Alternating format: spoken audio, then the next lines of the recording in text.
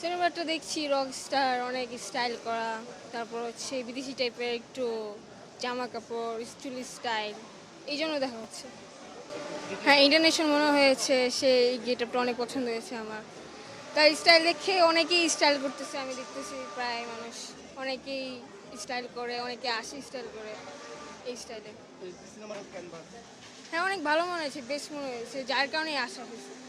আচ্ছা, শাকিব খানের প্রত্যাশা একটাই, যে সে আসছে, মানে এমন একটা মুভি বানিয়েছে প্রথমবার কোনো বিদেশি, যে বা একটু স্টাইলটা ইন্টারন্যাশনাল টাইপের। একটু লুকটা দেখে যদি বলতেন, লুকটা আমি হ্যাঁ, লুকটা অনেক সেই, আমার কাছে পছন্দ হয়েছে।